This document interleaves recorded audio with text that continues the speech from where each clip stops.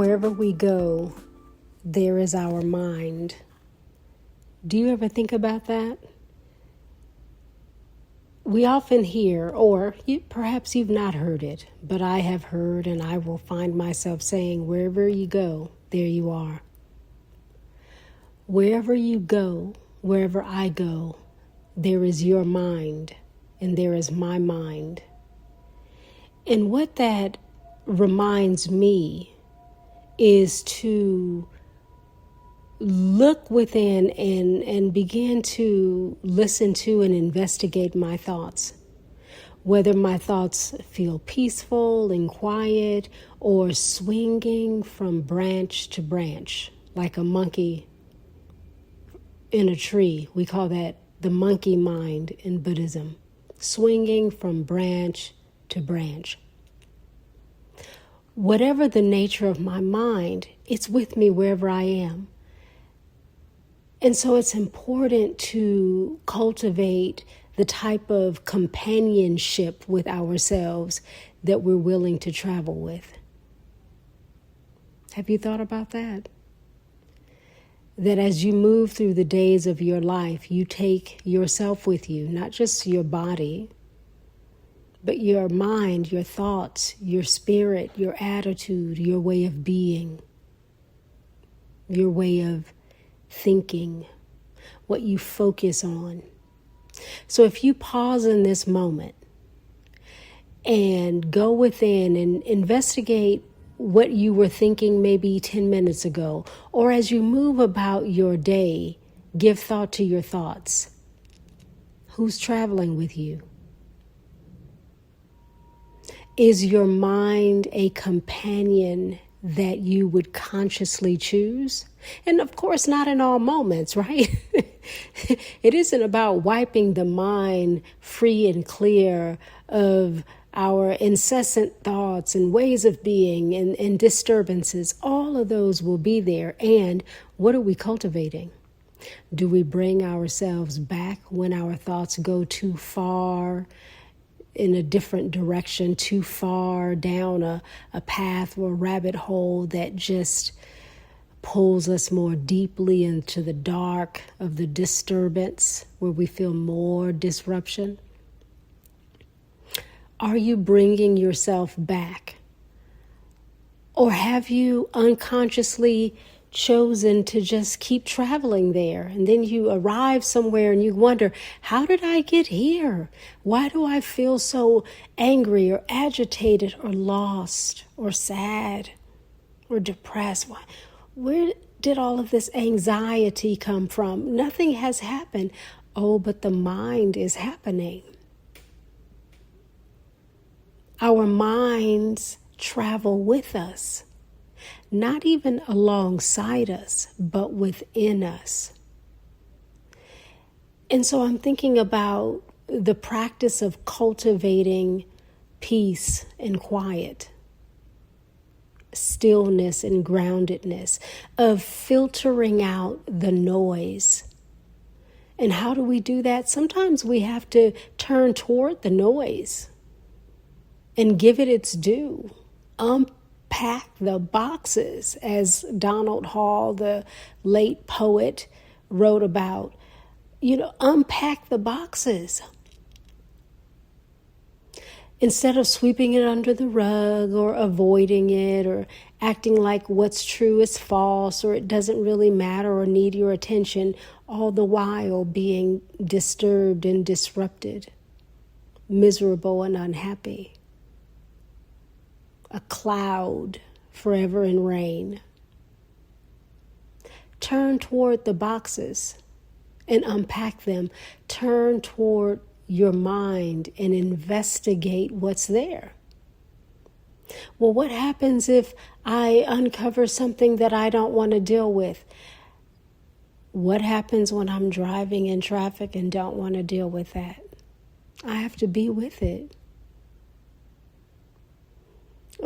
When I talk with my partner, if there's a moment of any type of issue in our lives, we go to the daimoku, and I'll say, we have to nam myoho renge kyo ourselves. and we laugh and we smile, and it's true. Whatever your practice is, you can say the thing that works for you. But for me, and I'm not a Nichiren Buddhist, they chant the Daimoku, which is Nam-myoho Renge Kyo. Although I am not that,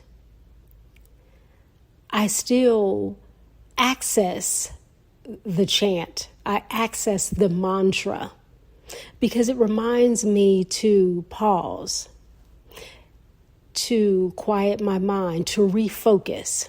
So as we unpack the boxes and we uncover disturbances, then we sort of ask those disturbances, what are you here to teach me? What is it that I need to know? What are you requiring of me? What steps might I take? Is there a need for reconciliation? Are there things that need to be done at all? Or perhaps I need to see it clearly and release it. But we can't begin to intervene if we do not turn in the direction of the boxes. Step 1, then maybe a week later, you unpack the box.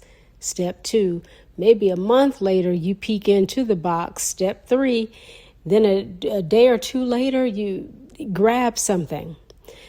We do not have to do all things at one time. Healing is not always instantaneously manifested and arrived at. We practice our way forward, but there is no practice in cultivating the mind when we turn away from it and choose instead to walk in the disturbances of the mind. So ask yourself, who's traveling with you? How is your companion adding to your life or taking away from your life? And are you going to be brave and courageous enough to attend to your needs by investigating your mind and your thoughts and on where they fall and how they're being, where they're leading you, where the road is going for you, so that you can be free? Because we all want a great travel companion. We don't want to choose the person that will disrupt our vacation to travel with us. We want to pick and choose wisely. And so as your mind travels with you, regardless of whether you want it to or not, and my mind travels with me, regardless of whether I want it to or not, it's important that we pause and turn toward it and make sure that our mind has brought along the proper things. What's in your luggage? Do you have your toiletries? Appropriate wear for the occasions? Did you bring along a book? Your yoga mat because you're headed to retreat?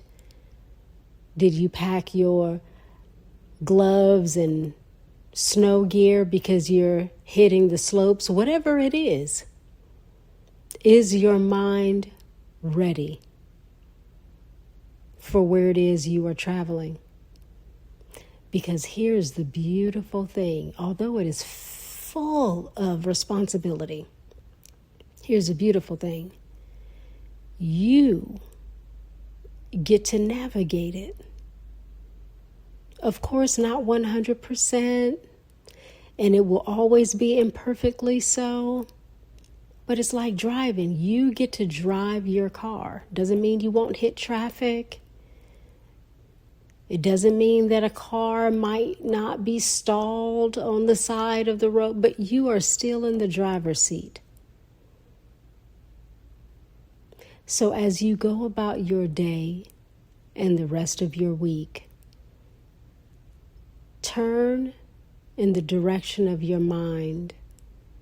Investigate your thoughts and see who's traveling with you. Unpack the boxes. Fold the things in such a way that gives you peace. Do away with the clutter and access the clarity. May your forward travels be a beautiful journey with an amazing traveling companion.